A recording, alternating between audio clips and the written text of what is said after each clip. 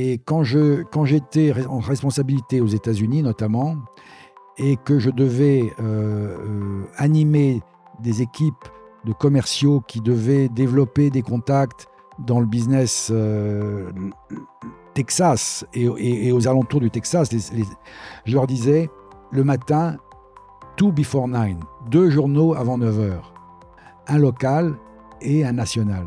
Et ça, c'est très important parce que les gens ne lisaient pas forcément les journaux. Et pour développer le business, il faut savoir ce qui se passe.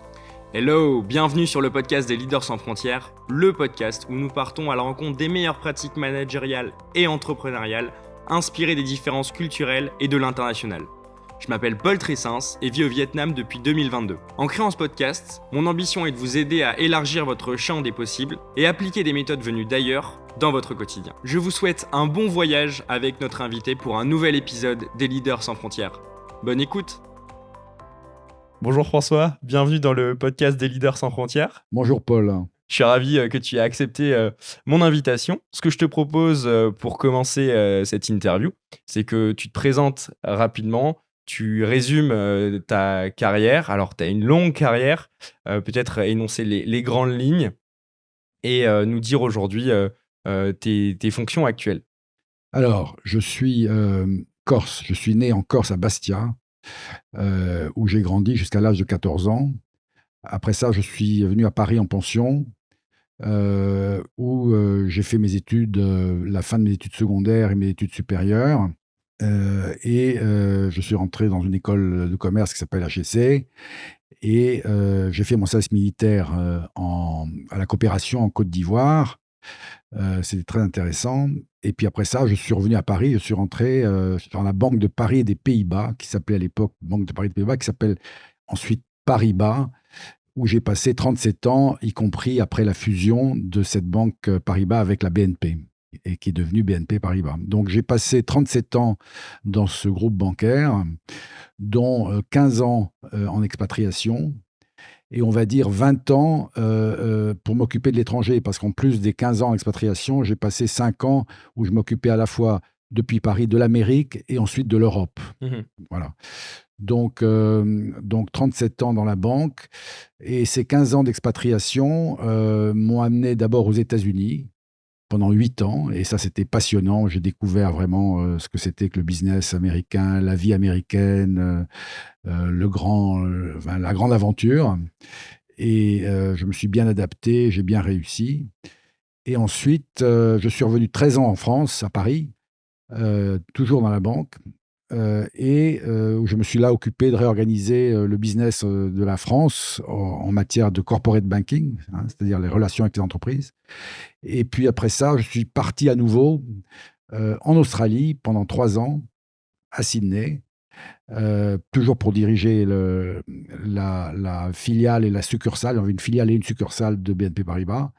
Et enfin, après 3 ans en Australie, je me suis dirigé vers la Chine, où j'ai ouvert la filiale de BNP Paribas à Shanghai, qui s'appelait BNP Paribas China Limited. Et pendant 4 ans, donc, j'ai développé, recruté, obtenu des licences bancaires. Voilà, j'ai fait vraiment un travail de développement très, très profond en Chine, qui était passionnant. Et je suis revenu en France fin 2011 pour prendre ma retraite. D'accord. Et à ce moment-là, j'ai décidé de créer un business de coaching, executive coaching, comme on dit, c'est-à-dire coaching de dirigeants.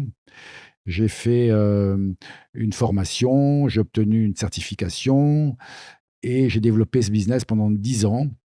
C'était difficile, parce que beaucoup de concurrence, beaucoup de coachs sur le marché, mais bon, j'ai réussi à peu près à développer ce business. Et puis j'ai arrêté en 2021 et je me suis mis à écrire. Voilà, donc maintenant, aujourd'hui, je suis plutôt focalisé sur l'écriture. Auteur de Voilà, romans. auteur de romans et de nouvelles. Très bien. Alors, on va revenir à la genèse de ton expatriation. Qu'est-ce qui t'a tiré dans l'international ? Pourquoi être parti ? Ce qui m'a motivé pour l'international, c'est que j'avais fait mon service militaire en Côte d'Ivoire, à la coopération et j'avais découvert ce que c'était que la vie d'expatrié en me confrontant à d'autres Français ou Européens qui vivaient en Afrique. Et j'avais vu que c'était la belle vie, finalement, parce qu'on avait des avantages matériels rendaient la vie beaucoup plus agréable. Et puis, on avait plus rapidement des responsabilités. Donc, l'expatriation, c'était pour moi un moment où, au bout de 9 ans à la banque, j'étais un peu frustré de ne pas avoir assez de responsabilités. Et l'expatriation, ça sonnait comme plus de responsabilités. Donc, j'ai choisi les États-Unis. D'abord, c'est pas moi qui ai choisi, c'est ma femme, parce qu'elle m'a dit qu'elle acceptait de partir à l'étranger et d'abandonner son job Oui, uniquement si c'était les États-Unis. Parce d'accord. qu'elle avait le sentiment que pour moi et ma carrière, c'était ce qu'il y avait de mieux. Bon, moi, j'étais pas convaincu au départ. Et je le suis devenu ensuite. Voilà. Donc, les États-Unis, c'était bien sûr attrayant parce que c'est un pays formidable et c'est là qu'on apprend vraiment à travailler, qu'on apprend plein de choses qu'on n'apprend pas en Europe. Donc voilà. Donc c'était une espèce de désir de plus de responsabilité rapidement Oui. et puis bien sûr la découverte, quoi, hein, la découverte d'un nouveau monde. Tu l'as dit, tu es passé par de nombreux pays donc la Côte d'Ivoire, les États-Unis, l'Australie, la Chine. Qu'est-ce que tu retiens de toutes ces expatriations? Est-ce qu'il y a eu une différence culturelle qui t'a vraiment interpellé au cours de ta carrière? Oui, oui, bien sûr, bien sûr. Les différences culturelles, elles sont très fortes, hein. Alors, je dirais que, d'abord, mes souvenirs personnels, c'est que, sur le plan du business, c'est les États-Unis qui m'ont le plus frappé, hein, où vraiment c'est très fort, hein. L'expérience, et j'y ai réu j'ai je pense avoir réussi, et donc ça m'a beaucoup donné de satisfaction. Sur le plan, des différences culturelles, les États-Unis, c'est assez fort parce que leur façon de travailler, leur façon de vivre est quand même assez différente de l'Europe, hein. En Hem quoi c'est différent? et ben, parce qu'ils sont beaucoup plus, ils sont moins contraints par des habitudes, culturelles, tout est possible aux États-Unis. Ce qui caractérise l'Amérique, c'est que tout est possible, hein. Tout est possible et ça, c'est formidable, Mmh. voilà. Alors ensuite, l'Australie, je dirais que c'est un peu les États-Unis en réduction. C'est exactement la même culture, business. C'est aussi le même côté pionnier. On retrouve le côté pionnier. Les gens qui partent en Australie, ils partent pour, l'aventure, gagner de l'argent, le business. La seule grosse différence avec, les États-Unis, c'est que c'est de l'autre côté de la ligne. Et les Australiens disent toujours: «We are down under», ça veut dire on est en dessous de la ligne et Mmh. ça crée une sorte de, complexe d'infériorité par rapport au reste du monde. Parce que, «We are down under», ça veut dire que c'est loin et qu'on les oublie tout le temps. Voilà. Mais c'est un pays, alors sur le plan, je dirais de la vie personnelle, magnifique, il fait tout le temps beau, j'habitais à Sydney, c'était merveilleux quoi, c'est le rêve. Voilà. Et enfin la Chine, alors là, c'est la différence culturelle, c'est là qu'elle est la plus forte, parce que c'est un autre monde. Je ne connaissais pas l'Asie et j'y suis allé aussi parce que ma femme était d'accord, parce que c'est pas une vie facile, hein, et là, c'est merveilleux parce qu'on découvre, la culture, millénaire de la Chine, et j'y étais au moment à la fois des Jeux olympiques et de l'exposition universelle de Shanghai. Et donc j'ai vu, tout ce que les Chinois avaient découvert au cours, des siècles et des milliers d'années et c'est formidable. Ça impose le respect, je dirais, vis-à-vis de cette culture, chinoise et asiatique, hein. Voilà, donc là, le choc culturel est le plus fort, mais ça m'a pas rebuté. J'ai réussi à m'adapter et à faire toutes les missions qu'on m'avait données. Est-ce que tu peux me raconter, justement une anecdote qui t'est arrivée, à l'étranger? Alors, en Chine, le problème que j'ai eu, c'est vraiment la face, que les gens qui ont vécu en Asie connaissent. Et donc la face, les Chinois, ils se lèvent le matin en se disant, «Qu'est-ce que je vais faire aujourd'hui pour pas perdre la face ou pour donner de la face à quelqu'un?» Parce que ça s'emploie dans les 2 sens, perdre la face ou donner de la face. Et j'avais un collaborateur à Shanghai qui était en fait mon adjoint et qui, quand je lui mettais ses notations en fin d'année, si je ne lui donnais pas les meilleures notes A ou B, il y avait A, B, C, D, E, me disait, si je mettais un C au lieu d'un B, il me disait: «Tu me fais perdre la face». Et là, je lui disais: «Tu te moques de moi, parce que tu sais que les Européens sont sensibilisés à ce problème de face et tu essayes de me manipuler pour que je te mette des bonnes notes». Et donc, ça m'a profondément agacé, mais je l'ai remis à sa place. Voilà. Donc, le problème de la face. Alors après, j'ai appris à mettre les gens à table à la bonne place dans les plans de table. J'ai appris à donner les bons bureaux pour ne pas que les gens se vexent de ne pas avoir un bureau d'angle, etc. Ouais, c'est ça la face, hein. Donc voilà, c'est les petits ajustements de culture avec les Chinois. Ok.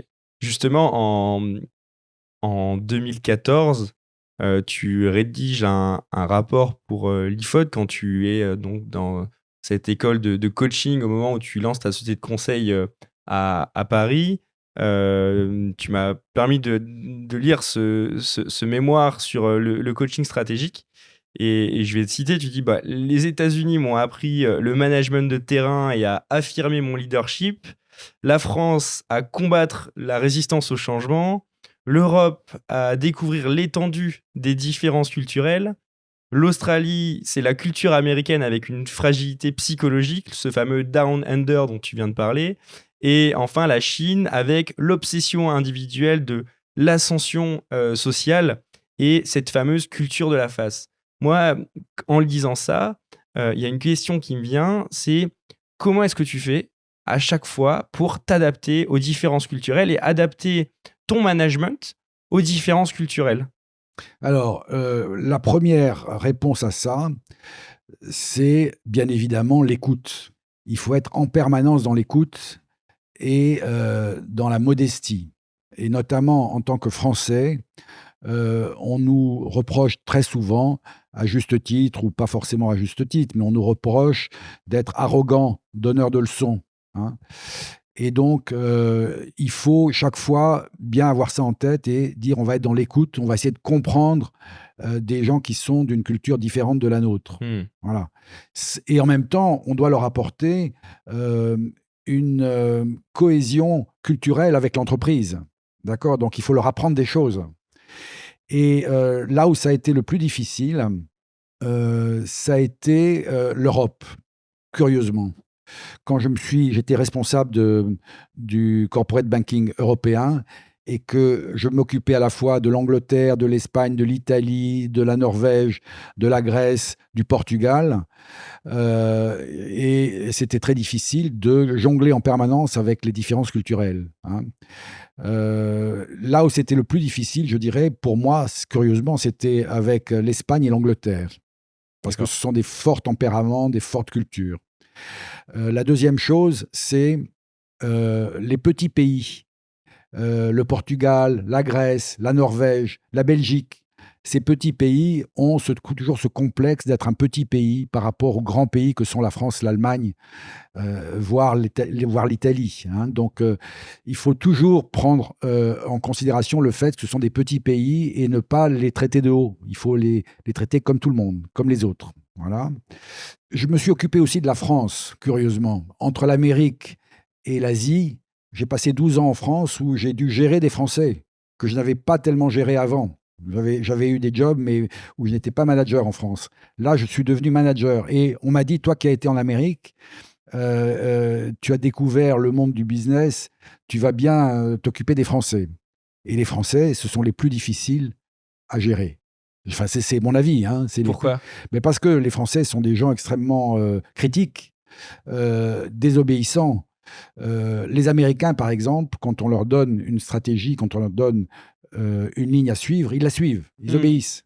Les Chinois, c'est un peu plus difficile, mais c'est un peu la même chose, ils obéissent. Ils ont un peu tendance à négocier tout le temps, mais quand le chef a parlé, ils obéissent. Les Australiens, c'est un peu comme les Américains, un peu plus cow-boy. Mais les Français, ils n'obéissent systématiquement pas. Ils veulent toujours contester. D'accord? Voilà. Donc, c'est ça, la difficulté. Donc, Hmm. et en Europe, En Europe, eh ben, les Anglais ou les Espagnols, par exemple, que j'ai trouvé les plus difficiles, ils sont un peu comme les Français. Les Anglais, ils ont toujours raison. Les Espagnols, ils pensent toujours qu'on en veut à leur fierté, à leur, voilà, donc c'est difficile. C'est une difficulté, que j'ai rencontrée, que je ne connaissais pas. Par contre, l'Italie, par exemple, notamment l'Italie du Nord, ça m'a beaucoup rappelé les États-Unis. C'est des gens qui ne sont pas dans qui ne sont pas dans la subjectivité, ils sont dans l'objectivité. Il faut réussir et on va de l'avant. D'accord. Voilà. Et est-ce que c'est pas justement dans cette adversité aussi que finalement naît de belles idées? Parce que quand tout le monde va dans la même direction et qu'il y a qu'un seul cerveau, si je puis dire, bah, on applique simplement la décision prise et un process, là où peut-être les Français ou les Anglais et Espagnols sont peut-être un peu plus critiques. Et est-ce que de ça n'est pas finalement une addition, on va dire, de compétences et une solution un peu plus complexe et élaborée? Oui, bien sûr, bien sûr, bien sûr. De toute façon, tenir compte de toutes ces expériences et de toutes ces différences culturelles est une richesse formidable. Et alors, je voudrais quand même dire un mot sur les Français, parce que j'ai été un peu critique sur les Français, mais ce que je voudrais dire, c'est très important, c'est que 10 ans après avoir arrêté de travailler dans cette banque, les souvenirs les plus attachants sont ceux que j'ai eus avec les Français. Donc, sur le plan de la sensibilité, alors c'est probablement parce qu'on est de la même culture, hein, mais mes souvenirs les plus forts, les plus au plan humain, sont avec les Français. Au cours de ta carrière, tu es passé par différents postes. Euh, Quand tu intègres un nouvel environnement, que tu changes de périmètre, quelle méthode tu mettais en place lorsque tu es arrivé sur un nouveau poste, un nouveau périmètre? Bah, c'est toujours pareil, hein, c'est d'abord l'écoute, l'écoute, l'écoute, l'écoute, et deuxièmement, la communication. Parce que quand on s'occupe de gérer une franchise, qu'elle soit bancaire, industrielle, commerciale, il faut qu'on fasse passer la culture de l'entreprise, d'une part, et les grandes données stratégiques qu'on est censé développer. Et ça passe toujours par de la communication. Ou en tous les cas, ce qui ne va pas bien, en général, c'est qu'on a mal communiqué. C'est où on n'a pas communiqué assez, ou on a mal communiqué. Donc la première chose à faire quand on arrive aux États-Unis, ce qui était mon cas, j'ai ouvert un bureau à Dallas, par exemple, c'est de recruter des gens et de leur dire quels sont les éléments de culture de notre groupe et comment les appliquer et en faire un point positif. Par exemple, aux États-Unis, j'ai recruté des hommes et des femmes qui en avaient ras-le-bol de travailler pour des banques américaines dans lesquelles ils étaient noyés dans l'administration, dans je dirais le système qu'on connaît bien des grandes sociétés. Et venir chez Paribas à l'époque, Banque de Paris des Pays-Bas, Paribas, avec un esprit pionnier, développer un business, pour eux, c'était merveilleux. Donc, mon rôle, c'était de leur montrer qu'ils allaient absolument s'enthousiasmer pour une nouvelle culture et de nouvelles stratégies. Voilà. Donc, c'est séduire et rendre le job intéressant, passionnant, avec le changement que ça a apporté dans leur vie professionnelle. Bien sûr. Quand tu arrives aux États-Unis, là on est en 83, Oui. tu crées, tu viens de le dire, ce bureau à Dallas. Comment est-ce que tu fais pour appliquer l'ADN Paribas à une nouvelle culture, à la culture américaine? Et oui, comment tu fais pour engager en fait les salariés? Alors, c'est très bonne question parce que la réponse, c'est spécialisation. Ce que nous faisions au Texas, c'était de financer tout ce qui avait trait à l'énergie, le pétrole, le gaz, les financements de projets. Et il se trouve qu'à ce moment-là, au Texas, il n'y avait pas grand monde pour faire ça. Les grandes banques internationales se méfiaient du Texas parce que c'est vrai que c'est un État à la fois riche, mais en même temps assez différent des autres Les Texans, ils ont la réputation d'avoir la tête dure, Hmm. notamment vis-à-vis des New-Yorkais, hein. Et donc, nous arrivions, Banque française, avec des spécialités, une stratégie et une spécialité adaptée à ce Texas énergie, ce Texas où il y avait plein de développement énergie. Et donc, forcément, on crée l'adhésion Hmm. parce qu'on arrive avec des compétences qui concernent le pays. Ok. Et on est devenu d'ailleurs très vite la première banque étrangère au Texas. Avant les Allemands, avant les Japonais, avant les autres Européens, ABN AMRO, etc., nous étions la banque la plus performante et en compétition avec des banques américaines de New York ou de Californie. Oui, parce que en fait, vous adaptez votre culture d'entreprise à la culture locale et au secteur Voilà, d'activité local et à la mentalité locale. voilà. Ok. Donc l'écoute, l'adaptation, comprendre le terrain et ne pas arriver avec des gros sabots en disant nous on est français, on va vous apprendre ceci et cela. Non, Hmm. écoutez d'abord, voir quels sont les besoins et définir et défiler une stratégie en conséquence. En 2000, s'effectue la fusion entre BNP et Paribas, qu'on connaît aujourd'hui sous le nom de BNP Paribas. Toi, à cette époque-là, tu es directeur du Corporate Banking Europe, donc tu es en France, basé en France. Est-ce que tu peux m'expliquer comment tu arrives justement à gérer cette fusion de deux mastodontes bancaires et au niveau notamment des équipes et d'un point de vue RH? Alors, oui, c'était un challenge, hein, c'était un défi, un grand défi parce que Paribas n'imaginait pas être absorbé par la BNP. Enfin, c'était pas dans nos esprits, c'était pas dans notre programme. Donc, on a été très surpris et un peu méfiant. Mais la BNP a très bien compris qu'en achetant Paribas, ils acquéraient quelque chose qui avait de la valeur et qu'il fallait qu'ils en tirent profit. Donc, ils nous ont un peu laissé faire. Et donc, ce qu'on m'a demandé de faire pour le corporate banking européen, c'était de diffuser la culture Paribas à des BNP qui n'en avaient pas trop conscience et qui, pour certains, étaient assez ouverts Hmm. et ont tout de suite compris. Donc, mon but, ma méthode, c'était de leur expliquer ce que j'allais leur apporter et qu'est-ce que ça allait leur faire gagner en termes de progression de leurs compétences. Et alors, c'est là que j'ai rencontré effectivement des difficultés entre les Anglais, les Espagnols, les Norvégiens, etc. Mais quand on expliquait bien et qu'on communiquait bien, il y avait adhésion. On arrivait, il y avait adhésion et engagement. Hmm. Voilà. Mais c'était un défi quand même, hein. C'était un défi et ça m'a pris du temps. Alors avec beaucoup de formations, beaucoup de séminaires, beaucoup d'utilisation de consultants, voilà. Tu fais 37 ans dans le monde de la banque, du corporate, et ensuite tu vas lancer donc ton cabinet de conseil en leadership sur la partie coaching. Pourquoi est-ce que tu lances cette activité en rentrant en France? Parce que dans ma carrière bancaire, où me suis occupé beaucoup de financement, je me suis occupé d'entreprise, j'ai présidé des comités de crédit pour dire oui ou non à des clients qui voulaient des crédits. Donc j'ai fait des choses très diverses. En 37 ans, je crois que j'ai fait 17 ou 18 jobs différents, 17 ou 18 fonctions différentes. Voilà. Alors, ce qui m'a plu, bien sûr, c'était le côté développement, le côté contact avec les clients, le côté achievement, c'est-à-dire atteindre des objectifs.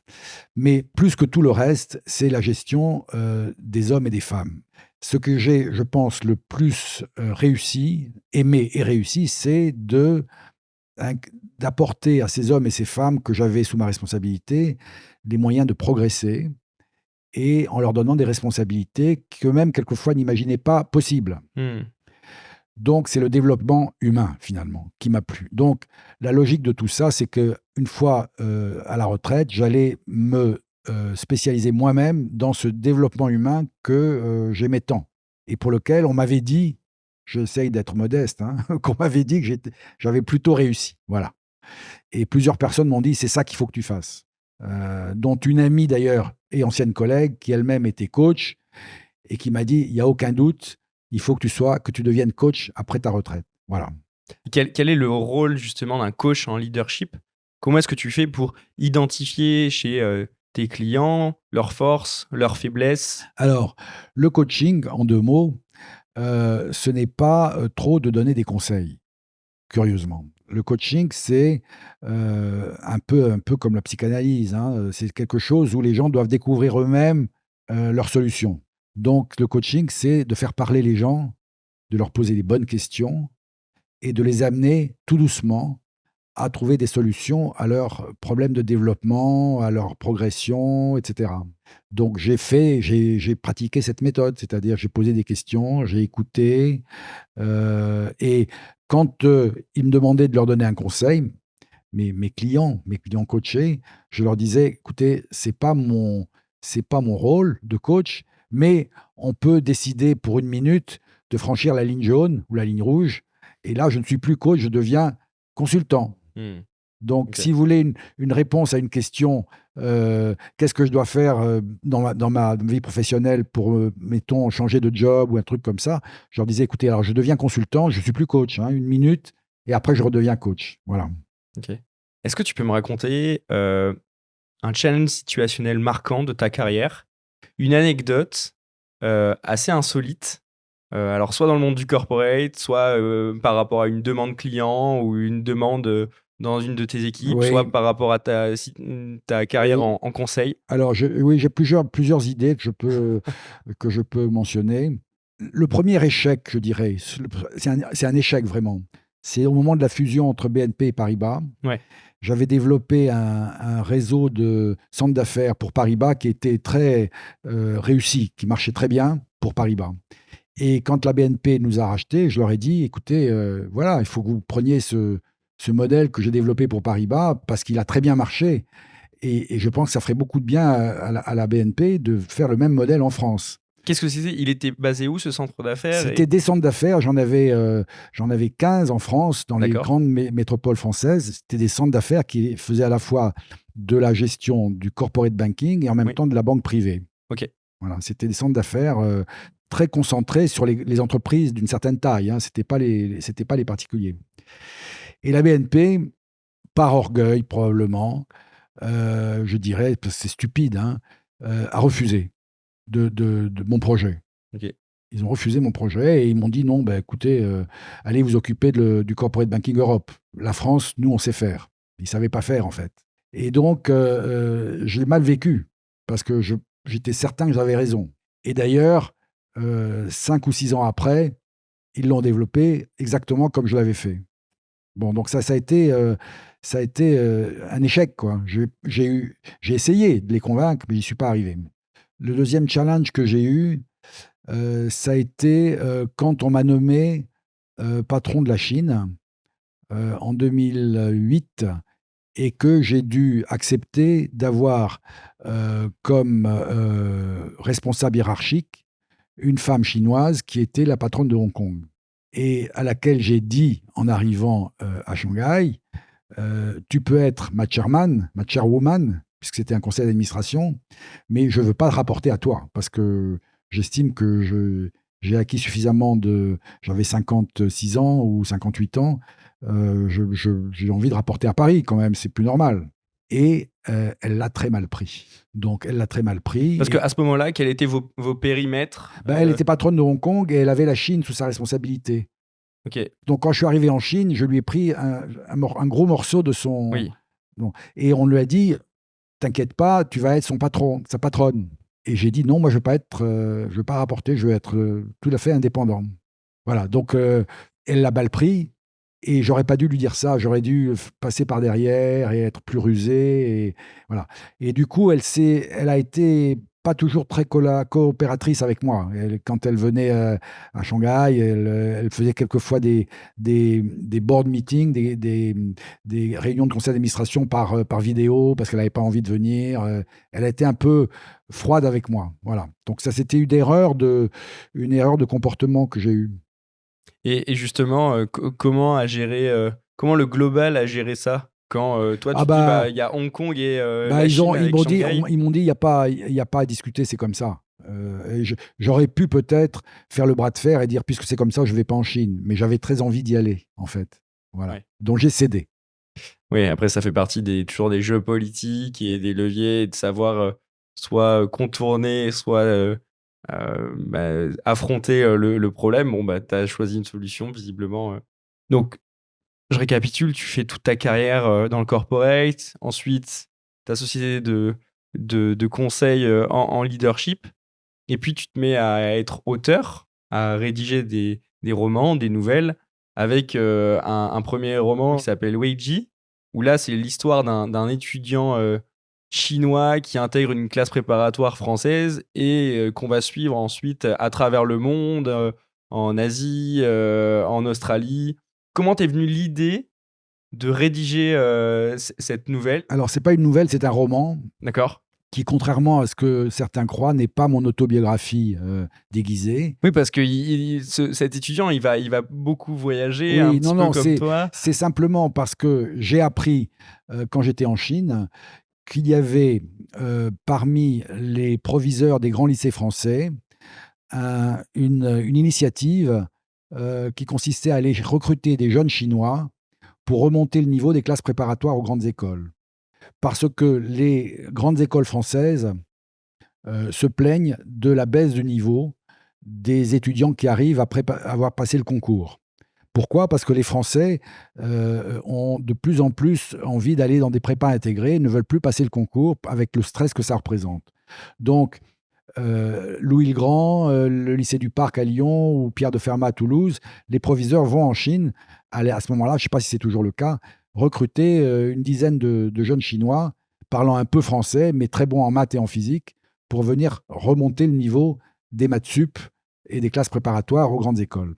Et j'ai trouvé que c'était tellement illustratif de l'évolution de la culture des jeunes Français et de la France en général que j'ai décidé de faire un roman autour de ça et d'imaginer un Chinois qui justement venait à Paris et puis après faisait le tour du monde, suivant un peu les endroits où j'avais vécu, puisque c'était plus facile pour moi, pour un premier roman, c'est mon premier roman, Oui. de raconter l'histoire, de développer ce roman. Voilà. Et donc, ce Chinois, il arrive en France, il va ensuite à la fois en Amérique latine, aux États-Unis, il retourne en Chine, après être passé par l'Australie. Voilà. Et il a des tas d'aventures business et sentimentales.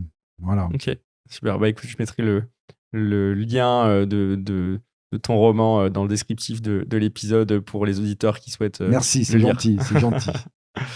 Quel est le meilleur conseil qu'on t'ait donné dans ta carrière?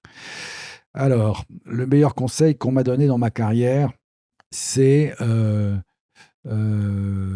de faire de la mobilité. C'est-à-dire, Est-ce que tu peux développer? Ouais. c'est-à-dire de ne pas rester coincé dans un seul département de la banque, par exemple. J'ai fait 17 ou 18 jobs différents et j'ai observé quand j'étais dans mon premier job à Paris, chez Paribas, quelque chose de très intéressant. Moi qui aimais partir, qui avait le rêve de partir à l'étranger, j'avais deux types qui avaient 3 ou 4 ans de plus que moi, qui étaient à des échelons hiérarchiques au-dessus, auxquels on a proposé de partir au Japon pour devenir les numéros 2 du Japon et dans un autre pays. Ce qui était pour des gens, ils devaient avoir 28-30 ans, formidable. Et les deux types en question ont refusé parce que leurs femmes travaillaient, parce qu'ils ne voulaient pas quitter leurs pantoufles parisiennes, etc. Et ça m'a beaucoup choqué. Et les grands dirigeants de la banque ont mis ça en exergue en disant, vous voyez, ces jeunes, on leur propose des jobs à l'étranger et ils refusent. Et à ce moment-là, l'expatriation était encore quelque chose d'assez difficile à accepter par les Français. Raison pour laquelle on leur donnait des salaires plus importants, on leur payait leur logement, on leur payait toutes le voyage annuel, on payait les études des enfants, plein de choses qui aujourd'hui n'existent plus. Voilà. Donc, j'ai découvert à ce moment-là qu'on m'a dit il faut être mobile. Il faut être mobile. Voilà. Et une chose que je voudrais dire, c'est que quand on est mobile, il ne faut pas privilégier la géographie par rapport à la fonction. C'est-à-dire que quand on vous dit, voilà, on va vous faire partir à l'étranger, il ne faut pas dire je veux aller à Los Angeles plutôt qu'à Chicago euh, ou plutôt qu'à Houston. Moi, on m'a envoyé à Houston, qui n'était pas l'endroit le plus sexy, mais on m'a dit tu vas être le numéro 2. Et tu pourras après devenir le numéro 1 en ouvrant un bureau à Dallas. Et finalement, ça a très bien marché puisque je suis redevenu numéro 1 de toute la région du sud-ouest des États-Unis. Mais je n'ai pas fait comme certains de mes camarades qui ont dit je veux aller à Los Angeles parce que c'est une ville plus agréable, ou Chicago parce que c'est aussi une métropole plus importante que le Texas, par exemple, hein, que Houston. Donc, la mobilité et pas mettre le choix géographique en premier. Parce que si on met le choix géographique en premier, on va sous-estimer la fonction. C'est la fonction qui est importante. Et c'est le job, la responsabilité, et aussi les gens avec lesquels on travaille. Voilà.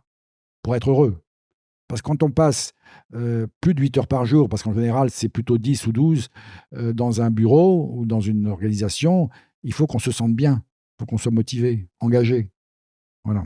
Est-ce que tu as une maxime ou une citation qui te guide dans ta vie? Alors, j'ai pas une maxime ou une seule.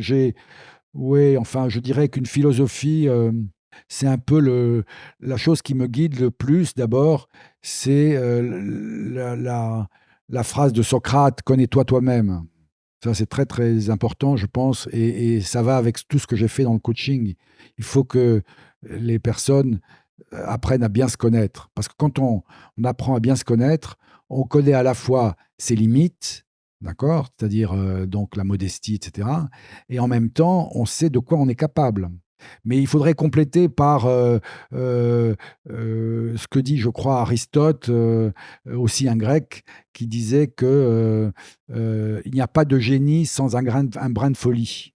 Donc il faut à la fois bien se connaître, mais en même temps accepter par moments d'aller au-delà de soi-même, hein, et de dire je suis capable de faire quelque chose que je ne pensais pas pouvoir faire. Et c'est la pratique que j'ai utilisée avec mes collaborateurs. Quand je nommais un collaborateur à une responsabilité qu'il ou elle ne pensait pas pouvoir obtenir, et que je devais les convaincre, il ou elle, d'accepter cette responsabilité, et 3 ans après ou 2 ans après, la personne me disait mais c'est toi qui as eu raison, j'y suis arrivé. Et ça, c'est la plus grande satisfaction qu'un manager peut avoir, hein. Donc, voilà. Voilà la réponse. Connais-toi toi-même, mais en même temps, avoir un peu de folie pour se dépasser. Est-ce que tu as un indispensable? Alors moi, ce que j'appelle un indispensable, c'est un livre de chevet, par exemple, une émission, un journal, un podcast que tu consultes régulièrement et qui t'accompagne dans ta vie. Alors, je dirais 2 indispensables. Le premier, c'est la musique classique. Je vis avec la musique classique, hein. Je vais au concert quelquefois 2 à 3 fois par semaine. J'écoute en permanence de la musique classique. Ça vient du fait que quand j'avais 6 ans, j'ai découvert sur les genoux de mon père, qui était lui-même violoniste amateur, une œuvre magnifique qui est le concerto, le concerto pour 2 violons de Bach, de Jean-Sébastien Bach, et que ça m'a ouvert l'esprit et le cœur à la musique classique. Voilà. Donc pour moi, la musique classique, et Bach en particulier, sont l'indispensable numéro 1. Après, j'aime beaucoup l'actualité, donc je lis beaucoup les journaux. Et quand j'étais en responsabilité aux États-Unis notamment, et que je devais animer des équipes de commerciaux qui devaient développer des contacts dans le business Texas et aux alentours du Texas, je leur disais le matin, 2 before 9, 2 journaux avant 9 heures, un local et un national. Et ça, c'est très important parce que les gens ne lisaient pas forcément les journaux. Et pour développer le business, il faut savoir ce qui se passe. Donc, mon deuxième indispensable, c'est le matin quand je me lève, sur ma tablette, je lis 2, 3 journaux. Parce que c'est un besoin, quoi. J'ai besoin de savoir ce qui se passe.